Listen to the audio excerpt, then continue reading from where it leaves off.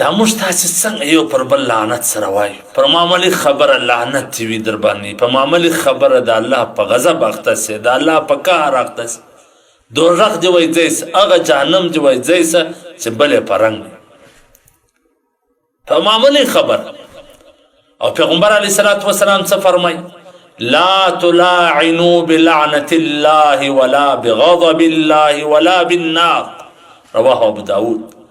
چې ته یو پر بل باندې لعنت مه سره کوه چې ملعون یې، لعنتي یې، او داسې او داسې. مه یو بل ته دا وایه چې د الله په غضب او د الله په قهر اخته سي. مه یو بل ته دا وایه چې دوزخ دې ځئ سه، جهنم دې ځئ سه. څومره غټه خبره ده عزتمن. په معمولي خبره یو بل ته دا سره وایي، پر معمولي خبره یو پر بل باندې لعنت کوي، یو د بل په مشرانو لعنت کوي، یو پر بل پر ملایانو لعنت کوي. څومره موږ کومې معاشرې ته راووتله په معمولي خبره. یو وایي دی ولکه جنت له ولاړ سي، بل وایي دی ولکه جنت له ولاړ سي. الله بندګان یو بزر په باره کې راځي، وایي هغوی چاته ډېر نصیحت وکړي، چاته ډېر دعوت وکړي، هغو نه ماني او ګناهګار. اخر دې ورته ویل چې الله به تا جنت له نه بوسي.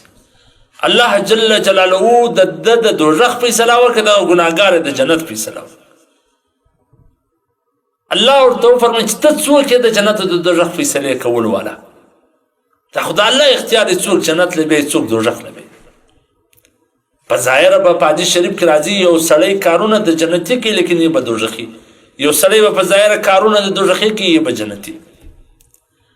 نو یو پر بل باندې لعن طعن، یو پر بل باندې قهر غضب نازلول، یو بل ته دا د ویل چې ته دوزخي، دا سراسر د قرآن او د حدیثو خلاف کار دی، د شریعت خلاف کار دی. د دې څخه باید ځان وساتو.